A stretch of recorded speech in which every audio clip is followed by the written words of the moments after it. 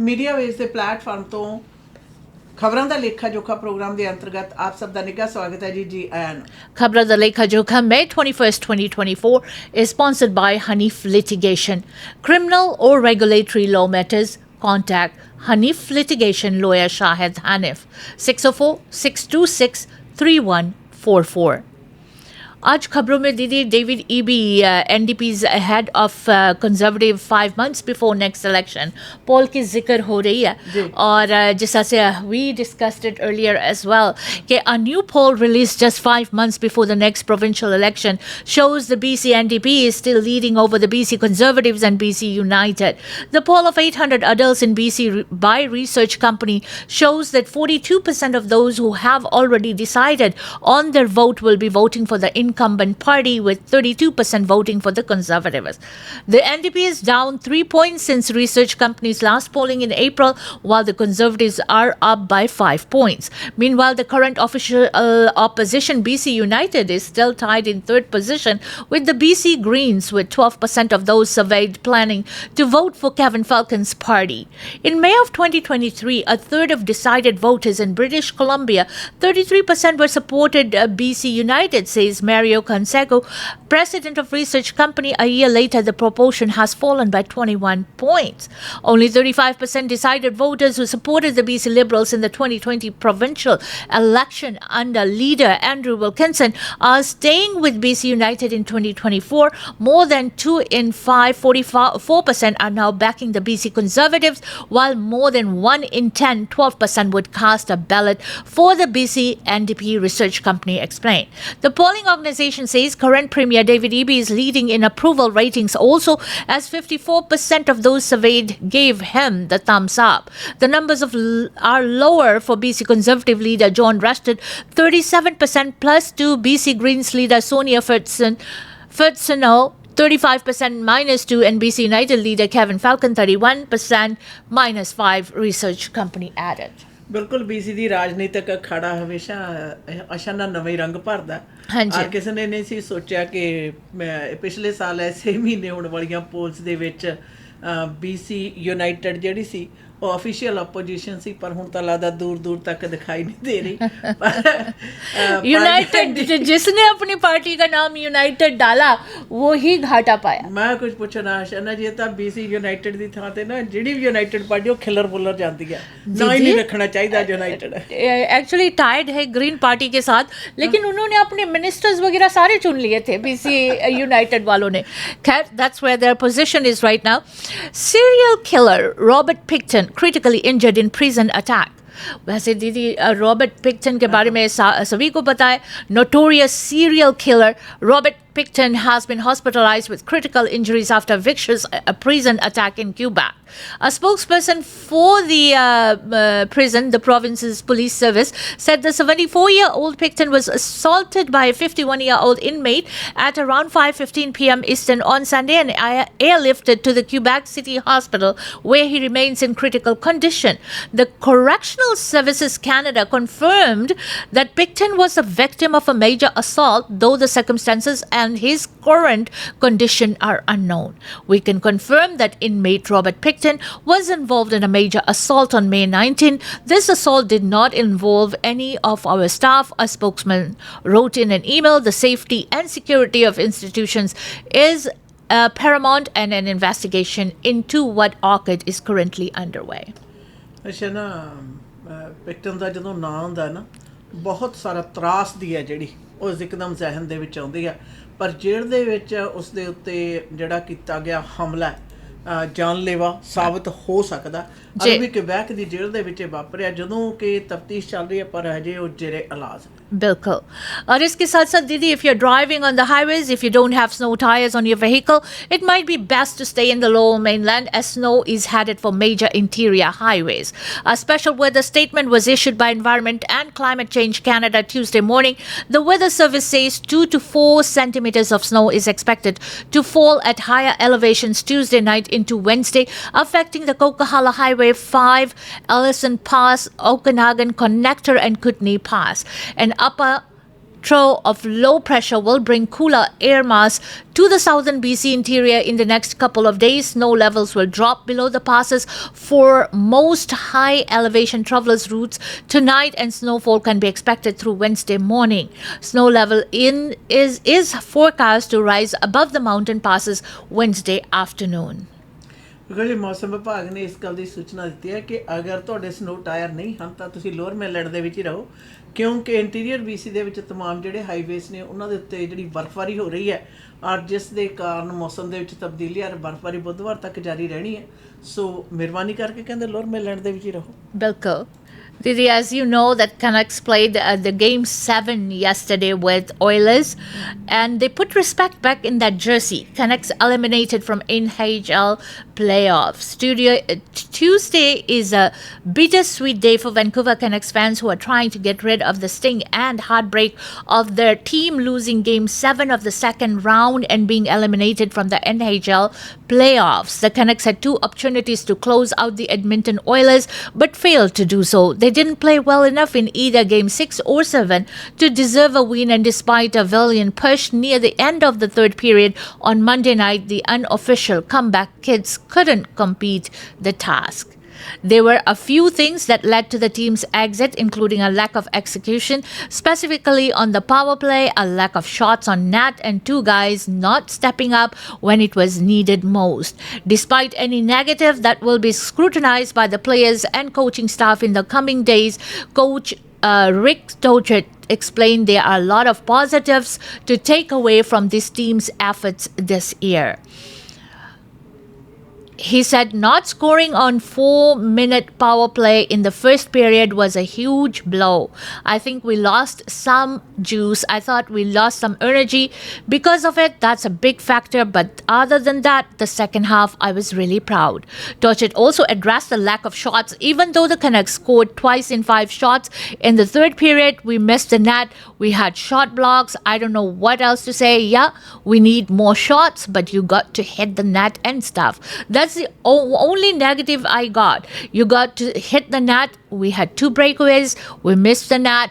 Those are the things that you got to work on. The coaching staff believes the loss will make them stronger in the end. I was talking to Adam Foote after he thinks we are going to be better for this, but experience at certain times in a game, how to handle when a team makes push, I thought maybe we could get better at it, stressed Tocchet. The coach said nothing but praise for Arthur Silovs, who stood on the head many times to give the Canucks a chance in the postseason. RT played his ass off for us. What a playoff for that kid. What about his growth? So there was a lot of positives out of that. Silovs, दीदी जो हमारे Canucks के goal tender थे, I think he played an awesome game. Awesome game.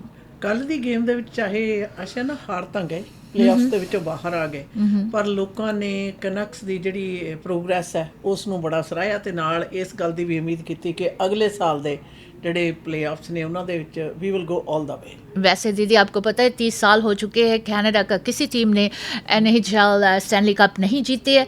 अब एक ही Canadian team रह गया है विच इज़ ऑयलर्स, जिन्होंने कल कनक्स के साथ गेम जीता है and they are going to play Dallas और let's see what happens there. क्या कैनेडियन टीम रहेगा NHL में या फिर 31 ईयर्स नेक्स्ट ईयर दोबारा इस बात को हम कहेंगे।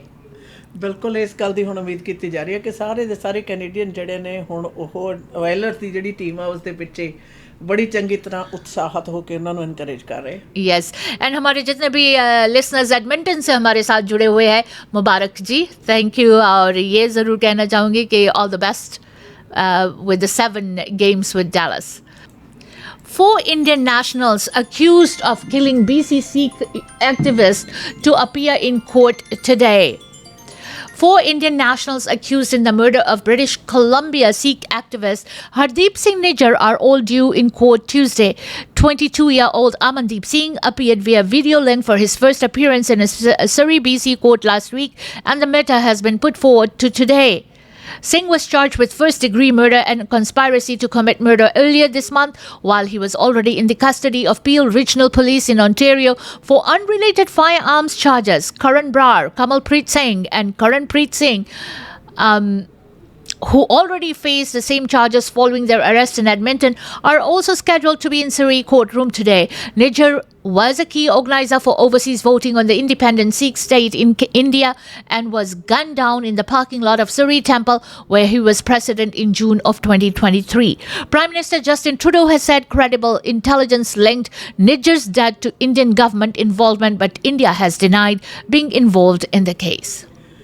ਭਾਈ ਨਿੱਜਰ ਹੋਰਾਂ ਦੇ ਕਤਲ ਦੇ ਨਾਲ ਸੰਬੰਧਿਤ ਦੋਸ਼ੀ ਤੇ ਕਤਲ ਦੇ ਲਈ ਦੋਸ਼ੀ ਅਤੇ ਕਤਲ ਦੀ ਪਲੈਨਿੰਗ ਕਰਨ ਦੇ ਚਾਰਜਸ ਦਾ ਜਿਹੜਾ ਸਾਹਮਣਾ ਕਰ ਰਹੇ 4 ਦੋਸ਼ੀ ਅੱਜ ਸਰੀ ਦੀ ਪ੍ਰੋਵਿੰਸ਼ੀਅਲ ਕੋਰਟ ਦੇ ਵਿੱਚ ਪੇਸ਼ ਹੋਣਗੇ ਔਰ ਯਾਦ ਰਹੇ ਕਿ ਭਾਈ ਨਿੱਜਰ ਸਿੰਘ ਹੋਰਾਂ ਦੇ ਕਤਲ ਦੇ ਲਈ ਇਹਨਾਂ ਨੂੰ ਜ਼ਿੰਮੇਵਾਰ ਮੰਨਿਆ ਜਾ ਰਿਹਾ ਔਰ ਇਹ ਉਹ ਕਤਲ ਹੈ ਜਿਹੜਾ ਕਿ ਸ਼ਰੇਆਮ ਸਰੀ ਦੇ ਵਿੱਚ ਹੋਇਆ ਔਰ ਹਰ ਇੱਕ ਜਿਹੜਾ ਵਿਅਕਤੀ ਹੈ ਸਰੀ ਦਾ ਉਹਦਾ ਇਹਦੇ ਬਾਰੇ ਵੱਡਾ ਕੰਸਰਨ ਹੈ.